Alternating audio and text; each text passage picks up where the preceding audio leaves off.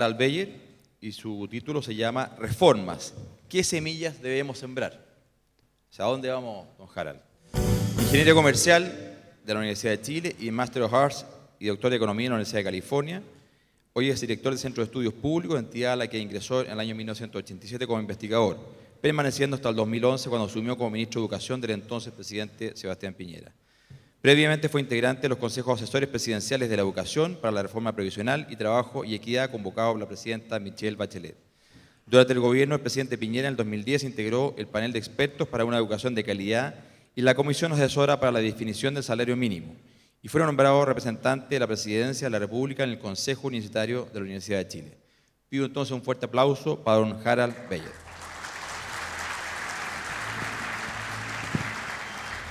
Buenos días. Agradezco la invitación de la Sociedad Nacional de Agricultura, a su presidente Patricio Crespo, la oportunidad de compartir algunas ideas con ustedes. Claro que yo me imagino que ustedes, después de 4 excelentes presentaciones, si uno incluye al subsecretario de Hacienda, deben estar un poquito lateados, digamos. El único consuelo es que hay un quinto expositor después de mí, así que déjenme ir muy rápido sobre la presentación. ¿Dónde estamos? Yo creo que es importante tratar de entender qué es lo que nos está pasando. Yo sé que hay mucha incertidumbre, mucha inquietud, por qué hemos abordado un destino distinto o un rumbo distinto del que estábamos acostumbrados.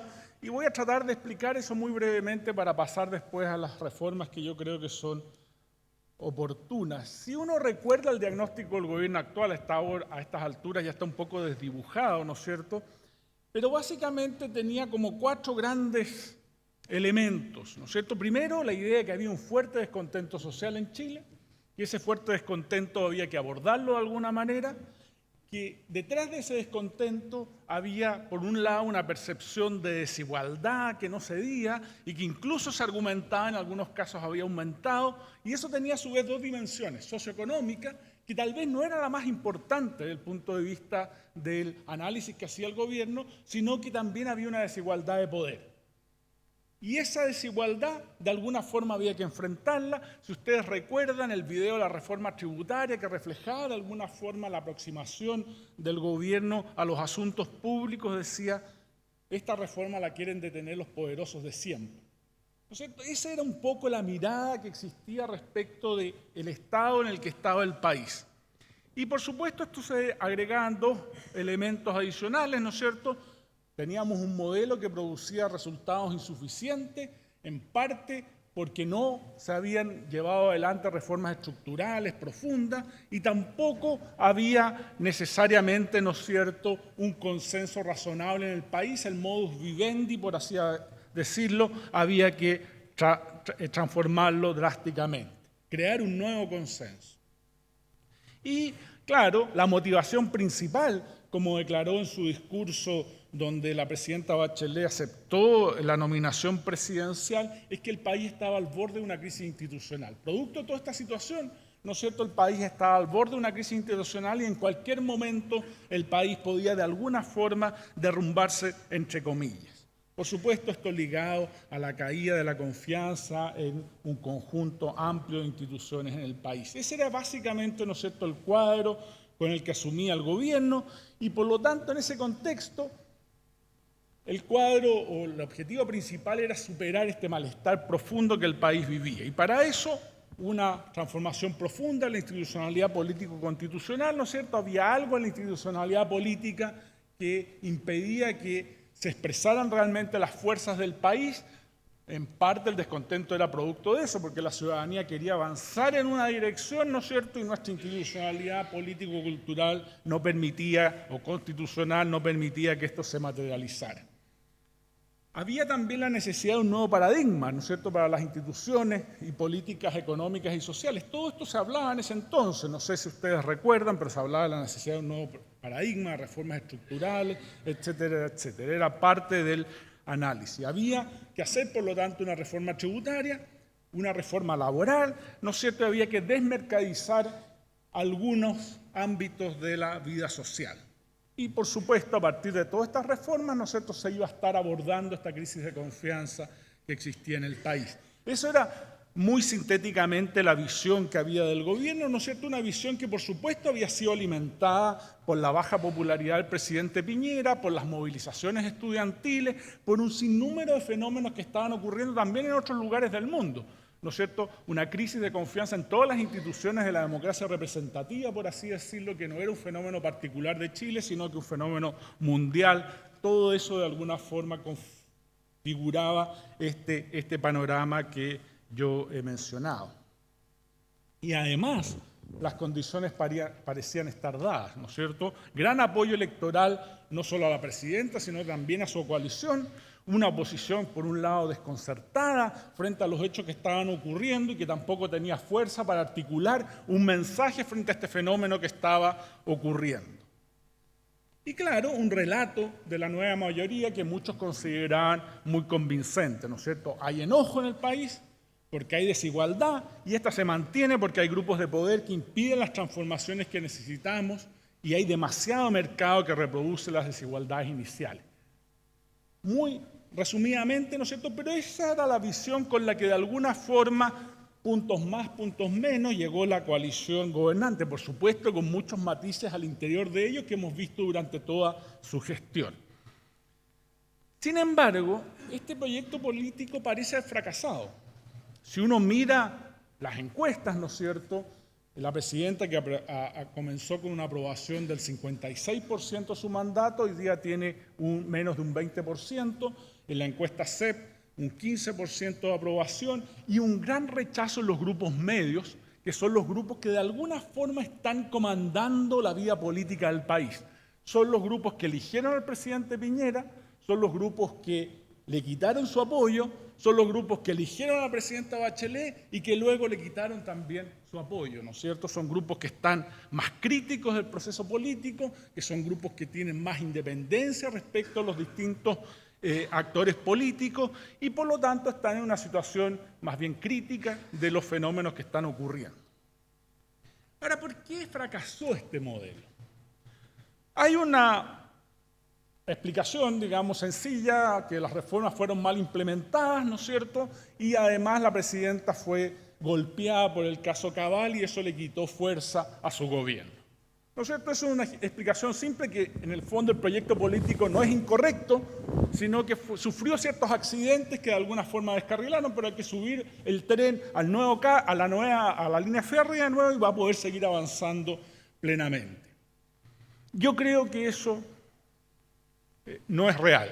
Si uno mira lo que pasó en Chile en noviembre del 2014, yo sé que todos somos de memoria corta, pero si uno mira qué fue lo que pasó en el 2014 en términos de apoyo al gobierno y a la presidenta, cayó sistemáticamente el apoyo de los grupos medios desde que inició su mandato hasta antes de los casos de financiamiento irregular de la política y del caso Cabal, en una proporción realmente significativa.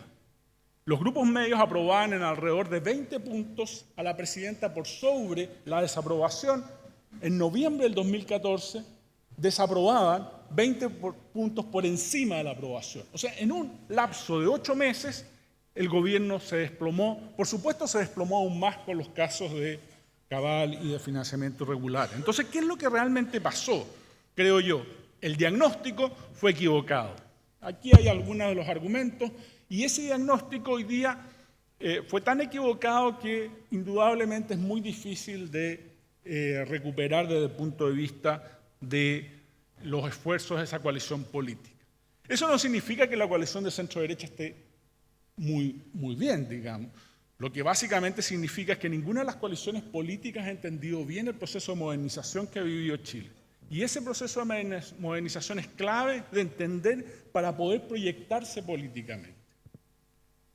Dicho eso, entonces, ¿cuáles son las reformas que de alguna forma están marcando el paso y que está, creo yo, demandando la ciudadanía? Por supuesto, estas son hipótesis, es una interpretación, ¿no es cierto?, pero creo que está bien respaldado en la evidencia.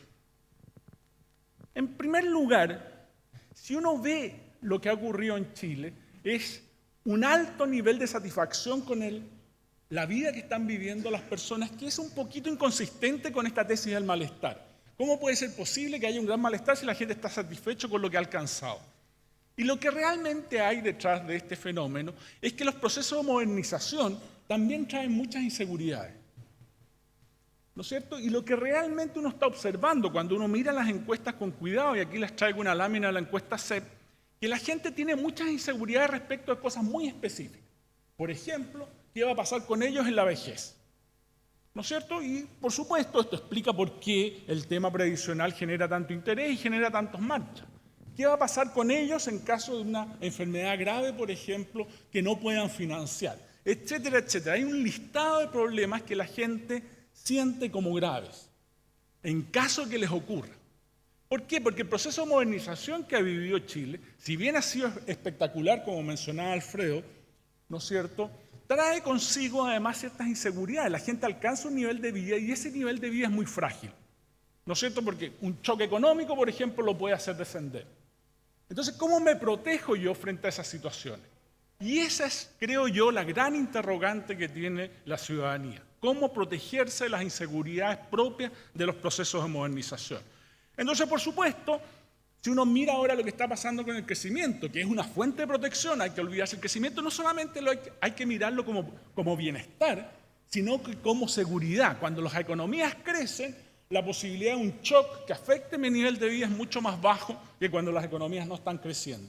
Y si uno mira lo que ha pasado con el crecimiento, ¿no es cierto?, y estas son variaciones trimestrales, uno observa que el crecimiento está por debajo del 2%, este va a ser un gobierno que va a tener un crecimiento de 2% promedio anual, el más bajo desde que recuperamos la democracia.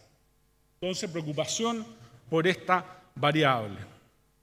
Y con razón, porque si bien hemos crecido mucho, como se observa en la última parte de este gráfico, ¿no es cierto?, esto es el ingreso per cápita de Chile comparado con Estados Unidos. Es cierto que nosotros hemos tenido un gran desempeño, pero recién somos un tercio de Estados Unidos. En algún momento, a principios del siglo XX, fuimos un 46% del ingreso per cápita de Estados Unidos. O sea, Chile sigue rezagado en términos relativos respecto a los países más ricos. Por lo tanto, el crecimiento no está asegurado. Y la cifra de $23.000, que es corregida por paridad de poder de compra, es una cifra un poquito mentirosa. Si uno mira los dólares corrientes, Chile tiene $14.000 de ingreso en dólares corrientes. Y $14.000, si bien nos sitúa mucho mejor que muchos países, todavía es muy bajo para alcanzar el nivel de vida que tienen países mucho más desarrollados que nosotros. Entonces el crecimiento sigue siendo una prioridad mucho más importante de lo que uno cree, porque todavía somos un país relativamente pobre. Pero además, otra fuente de seguridad, el empleo. Y el empleo ha perdido mucho dinamismo. Fíjense ustedes la línea verde, que es empleo asalariado, cómo ha estado cayendo. Y en los últimos meses, el crecimiento del empleo asalariado es cero, prácticamente cero. Y ha estado creciendo solo el empleo por cuenta propia, que es menos estable, menos seguro, ¿no es cierto? Y en parte las buenas cifras de desempleo que todavía observamos obedecen a que la fuerza de trabajo está creciendo muy poco en Chile. ¿Por qué está creciendo muy poco? En parte por esta transición demográfica que hemos tenido, en parte porque hay más gente estudiando, gente joven estudiando, ¿no es cierto? Y por lo tanto estamos viendo desde el punto de vista del crecimiento de la fuerza de trabajo una situación bien particular que no es histórica y que explica de alguna forma que a pesar de este bajo dinamismo en el empleo, las cifras de desempleo no suban fuertemente. Pero fíjense ustedes, desde el punto de vista de oportunidades, cuando uno ve las tasas de ocupación por decil de ingresos, ¿no es cierto? El decil más rico tiene una tasa de ocupación que es 3 veces la del decil más pobre, del 10% de los hogares más pobres. Por supuesto, esto introduce muchas diferencias. Estas todavía son cifras del 2013. No alcancé a procesar las cifras del 2015 porque salió recién la base de datos, se colocó recién el viernes en la noche en la página web del Ministerio de Desarrollo Social, pero indudablemente que uno ve grandes diferencias. Y la pregunta es, bueno, ¿qué estamos haciendo con nuestras políticas para impulsar el empleo en las personas menos calificadas y en las personas más pobres? Es difícil pensar en programas sistemáticos, permanentes, que estén de alguna forma preocupados de eso. Entonces, ¿cómo aseguramos mayores seguridades, valga la redundancia, si es que no estamos haciendo ese tipo de política? Pero al mismo tiempo, fíjense ustedes lo que pasa con los ingresos. Si bien estos no son hogares equivalentes a través del tiempo, estos son los ingresos del trabajo por decil de ingresos, por grupos de 10% de los hogares. En general, muy bien, pero hay un grupo, que es el más pobre, digamos, que está teniendo un crecimiento de sus ingresos muy bajo en la economía chilena. ¿Qué estamos haciendo para ese grupo? ¿Qué estamos de alguna forma abordando como política central para incrementar los ingresos de los grupos que van quedando rezagados de alguna forma en este proceso de desarrollo económico que ha sido relativamente satisfactorio? Por supuesto, Chile sigue siendo una sociedad con insuficiente meritocracia. Fíjense, estas son las dos principales universidades de Santiago, ¿no es cierto?, la Pontificia Universidad Católica y la Universidad de Chile. Cada puntito muestra un estudiante que ingresó a primer año, y si ustedes se fijan, la mancha está cargada hacia el sector oriente. Por lo tanto, Chile sigue siendo el sector oriente de Santiago, que es el más acomodado, ¿no es cierto?, sigue siendo en estas dos universidades muy poco porosa socialmente. Entonces, frente a eso, ¿no es cierto?, ¿qué es lo que estamos haciendo? Fíjense dónde se producen las desigualdades. Estas son brechas de desempeño entre alumnos provenientes de hogares más acomodados, el 20% más aventajado, y desempeño de los estudiantes menos aventajados, el 20% menos aventajado. Y la distancia respecto del eje horizontal es el tamaño de la brecha. Fíjense ustedes cuándo se produce la brecha. ¿No es cierto? La brecha se produce antes de los 6 años. La famosa brecha socioeconómica de desempeño entre estudiantes de altos ingresos y bajos ingresos se produce antes de los 6 años. Y todavía tenemos una insuficiente cobertura en educación parvularia, no estamos invirtiendo suficiente en ese nivel de educación, no tenemos buenas pedagogías para ese grupo y no estamos, por lo tanto, asegurando que esta brecha se reduzca. Lo que hacemos después, en el margen, puede ayudar a reducir esta brecha, pero la brecha se produce antes de los 6 años. ¿Por qué? Y fíjense ustedes además lo equivocado que está el debate. Hay dos elementos a través de los cuales se produce esta brecha. Por una parte, la educación propiamente tal, la educación inicial, que es lo que yo he denominado ambiente lingüístico, ¿no es cierto?, que se produce y ahí está la cadena a través de lo cual esto va, digamos, ¿no es cierto? Y después la situación de estrés que viven estos niños, que afecta varias partes de su cerebro y que indudablemente afecta después todo su desarrollo sociopersonal, emocional, etcétera, etcétera. Nosotros arriba estamos haciendo poco y en la parte de abajo no estamos haciendo nada. Absolutamente nada. Miren lo que está pasando en el Sename.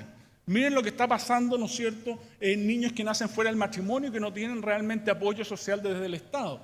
Hemos firmado el año 90 una convención de la niñez y no hemos hecho absolutamente nada para hacer carne esa convención de la niñez.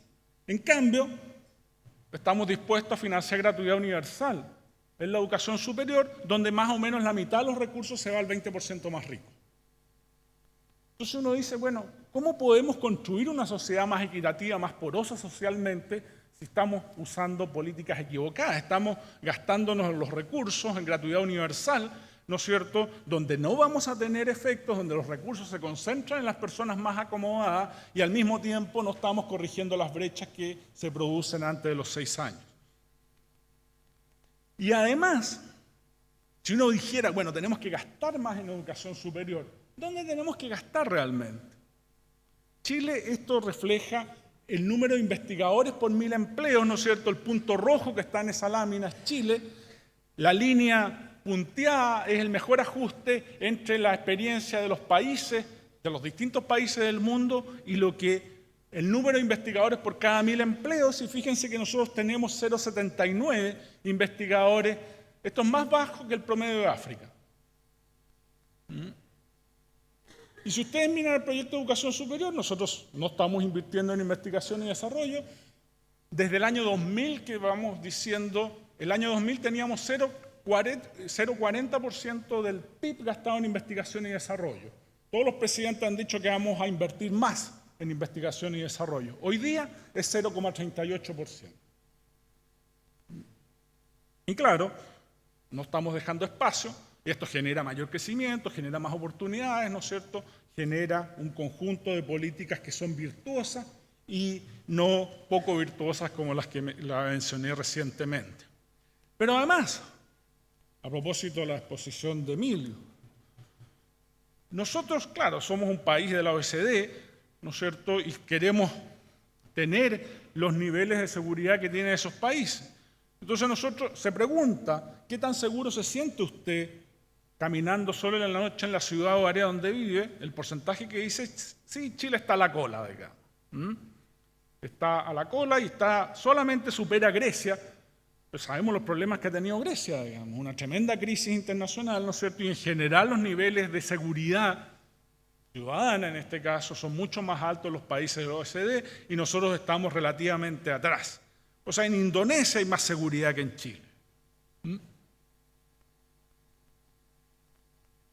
Ahora, ¿qué tan consistente es esto con las demandas de la ciudadanía? Fíjense ustedes, nosotros hacemos estas preguntas cada vez que hay elecciones presidenciales y de este listado de tareas, ¿cuáles son las 3 más importantes que debería abordar el próximo presidente apenas asuma su gobierno? Mejorar la salud, crear más empleo, mejorar la educación, combatir la delincuencia. No sé, las preguntas que son consistentes con estas inseguridades las respuestas son consistentes con las inseguridades que yo he mencionado hace un rato atrás. Hecha de otra forma, ¿no es cierto? Porque siempre la gente sospecha las preguntas que uno hace. Entonces, aquí preguntamos desigualdades, preguntamos una nueva constitución y vuelven a aparecer los mismos problemas que de alguna forma generan estas inseguridades que tiene la población en materia de incertidumbre o que genera esta incertidumbre propia del proceso de modernización. La delincuencia, el desarrollo económico, la atención en salud, las oportunidades de empleo. Solo después empieza a aparecer la desigualdad. Las pensiones aparecen relativamente rezagadas, ¿no es cierto? O sea, tampoco es tan cierto que este sea una demanda tan urgente como se menciona. Y, por supuesto, una nueva constitución, la gratuidad para todos los estudiantes de la educación superior, todo muy consistente, salvo tal vez la calidad de la educación preescolar y escolar, ¿no es cierto?, con el planteamiento más general que uno observa a partir de otras partes de la encuesta. Y claro, esta idea de que el país es izquierdizado, cuando uno le pregunta a la gente, ¿dónde está usted?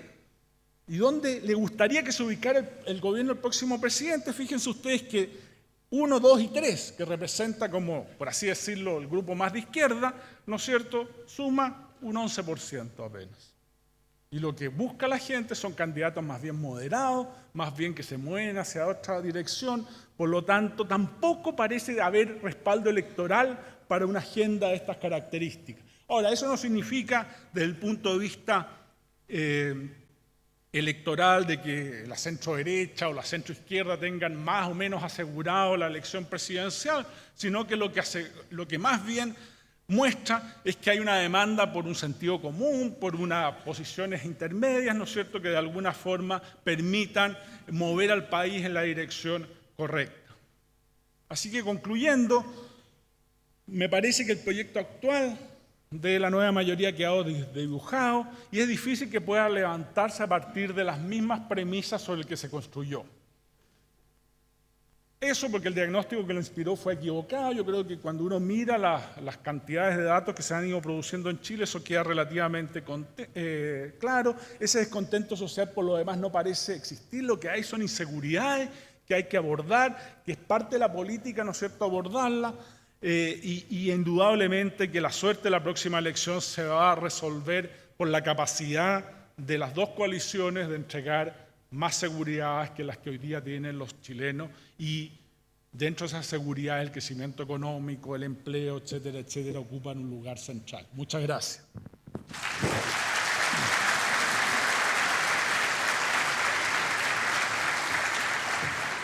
Bien, muchas gracias, Harald, por tu orientación. Reformas, ¿qué semillas debemos